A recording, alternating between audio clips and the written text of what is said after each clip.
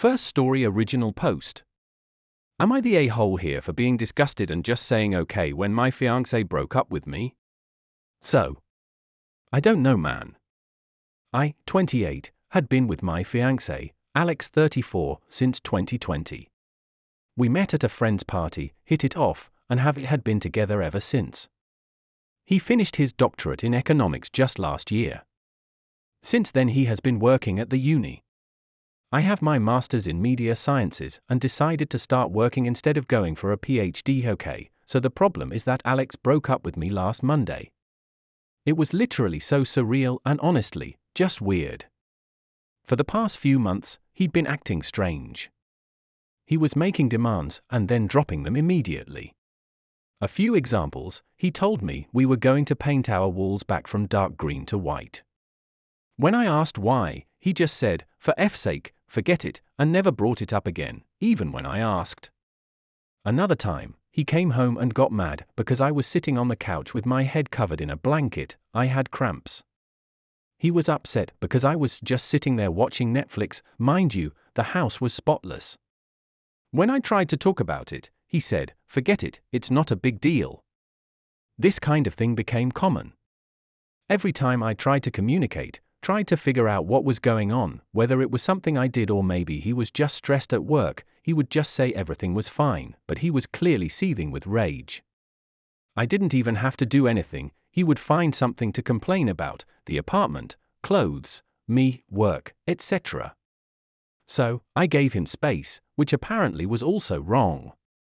I told him I was going to help my parents with repairs for a few days, and somehow that was also wrong because he wanted to renovate the apartment too. Then, on Monday, I got a text saying we needed to talk. I knew what was coming, and after the last few months, I had made peace with it. When I came home, he was sitting on the couch. He didn't even wait for me to take off my jacket before saying, I want to break up. Then the verbal diarrhea started. He told me he resented me. First, because I didn't pursue my academic career further, even though I was capable, and he didn't want to upset me at the time.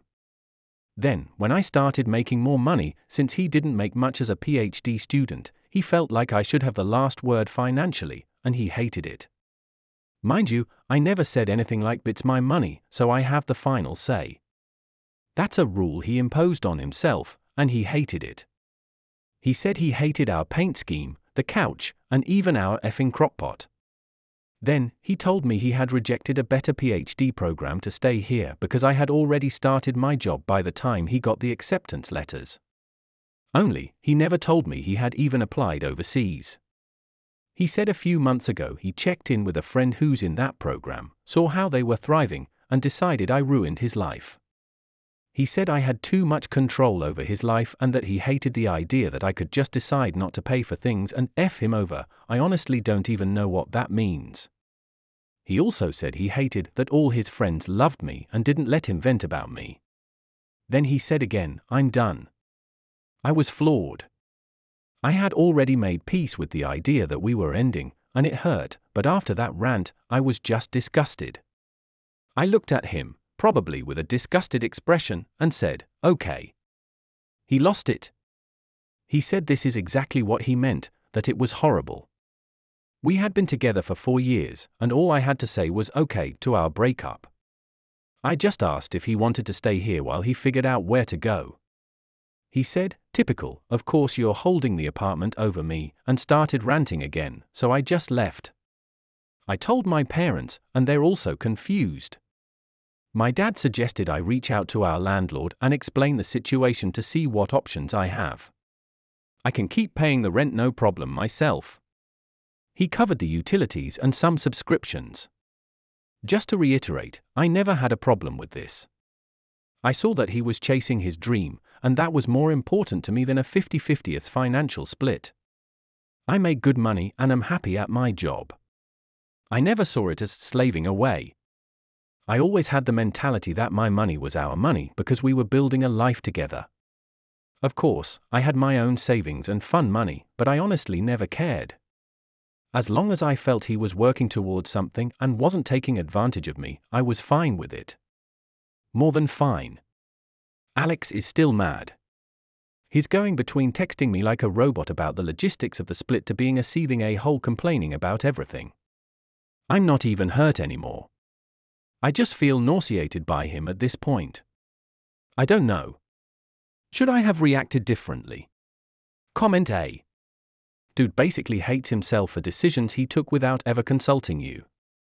He chose his comforts, but now since others seem in a better position he is venting on you and making you the culprit.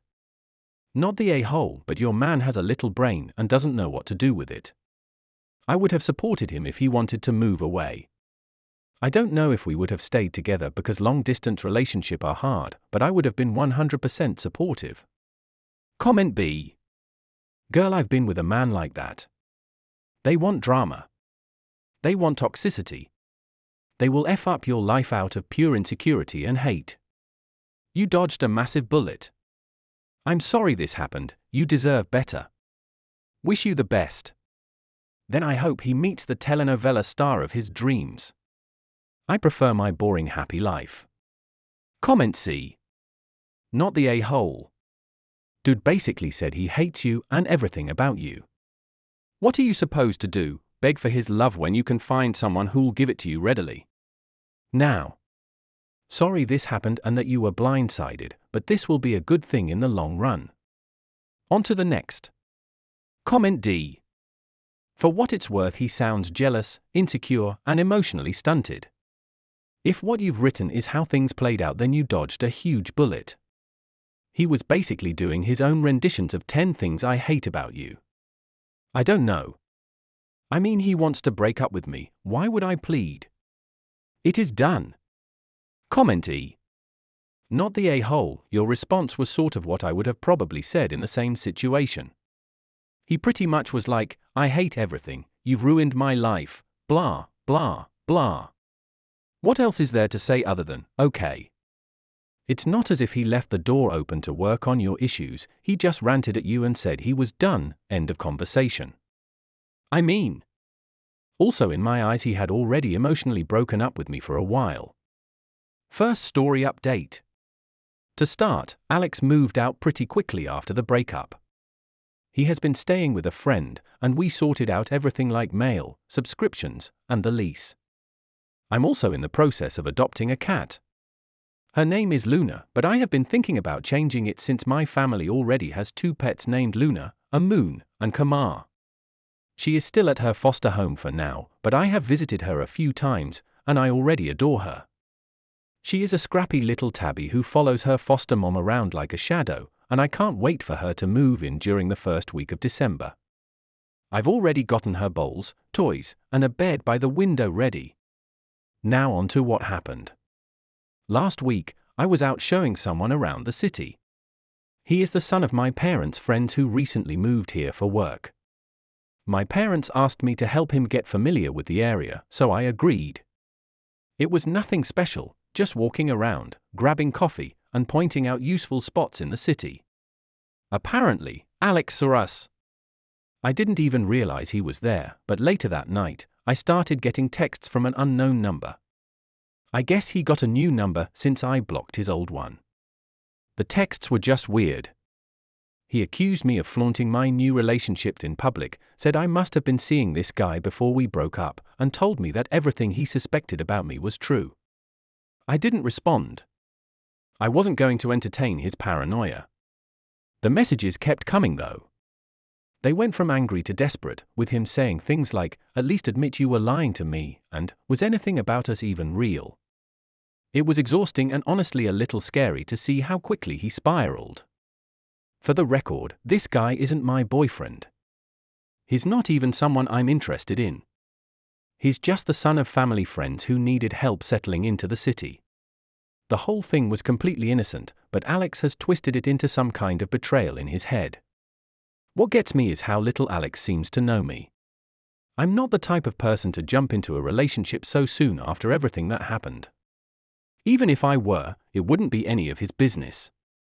We are done. I've made that clear. After I didn't respond to his texts, Alex started calling.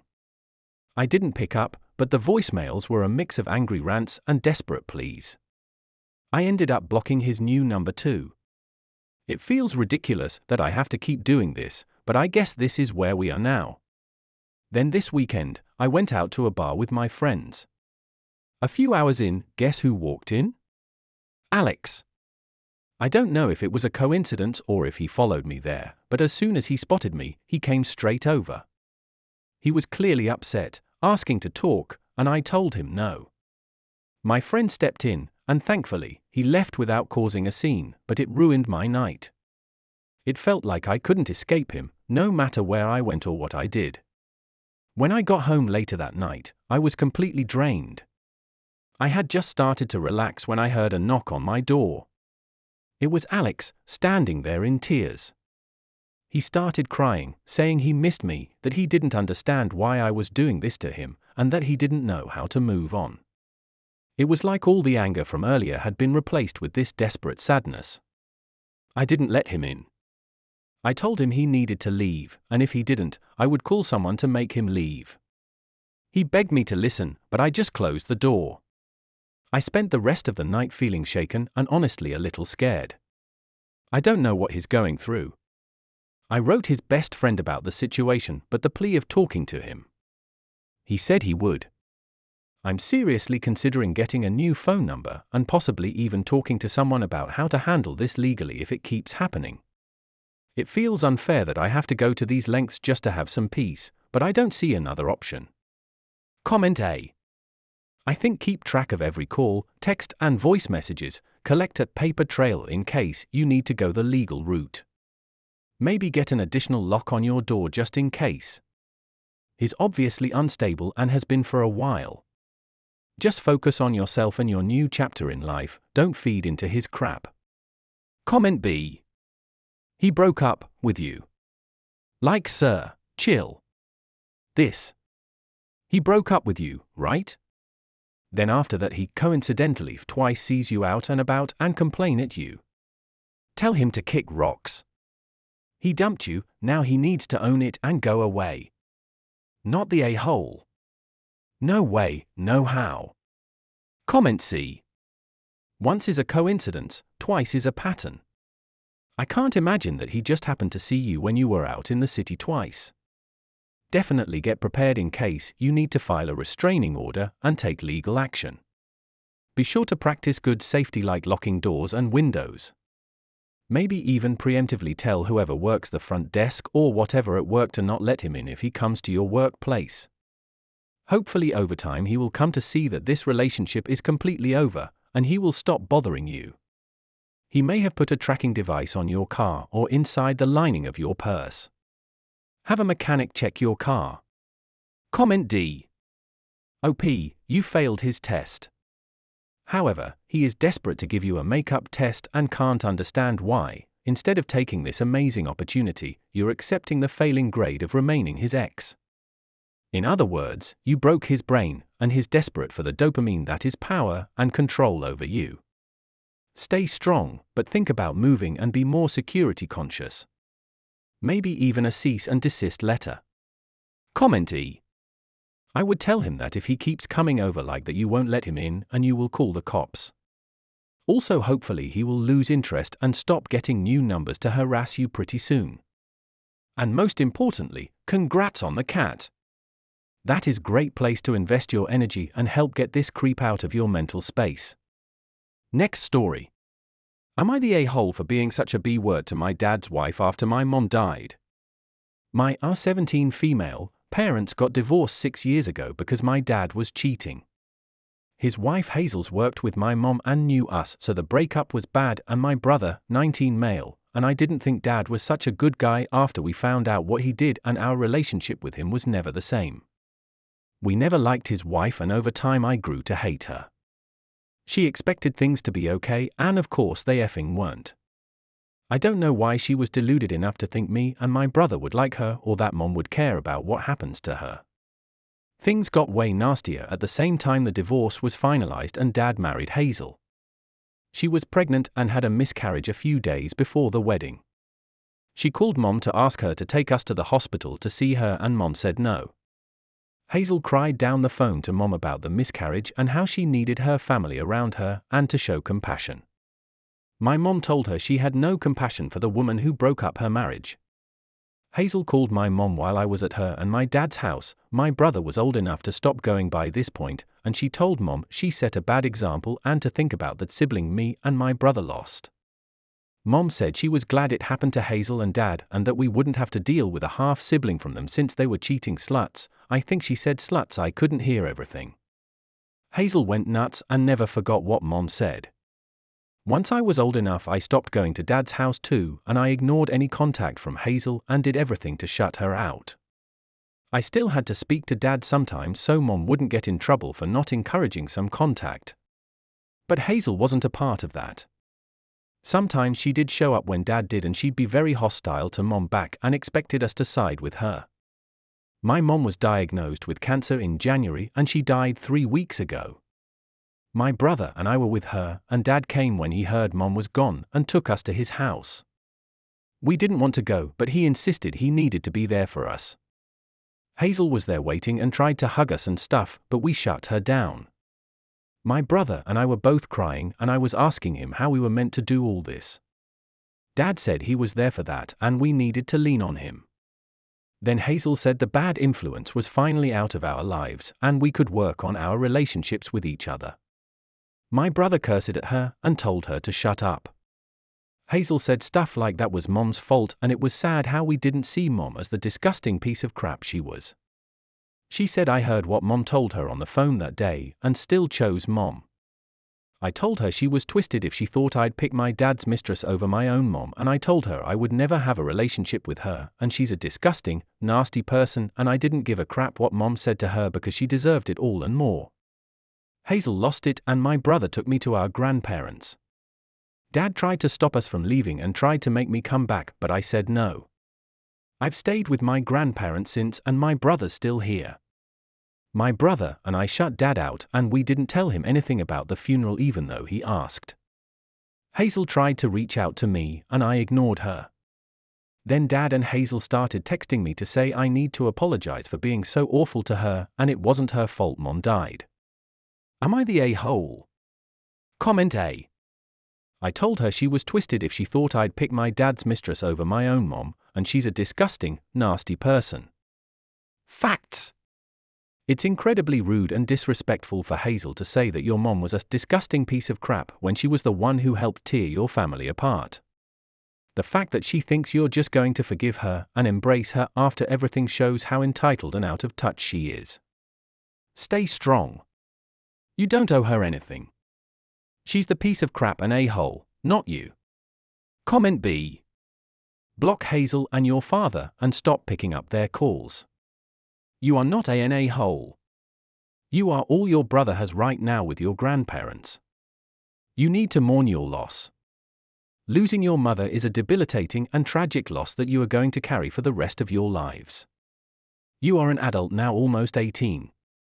Tell Hazel that you are going to get a protection order and charge her with harassment if she keeps up with her bullcrap. Condolences to you and your brother for your loss. Hazel is nobody to you or your brother or your family. You need to find a way to mourn your mother and get her Social Security survivor benefits for yourself and your brother and get all her life insurance benefits. You are both almost adult beneficiary. If your mother had a will before her passing, get that will and have it executed. Get professional help and a lawyer who can help you and your brother to get what was your mother's assets in that marriage. Again, not the a-hole here, and condolences to you and your brother for your loss. Comment C. Not the a-hole. Hazel really said I broke up your family, disrespected your mom, and now I'm the victim? Girl, what? The audacity is on sale, and she bought the whole shelf. You don't owe her a single apology, she's been messy since day one. Keep chilling with your grandparents and brother, that's the real support squad.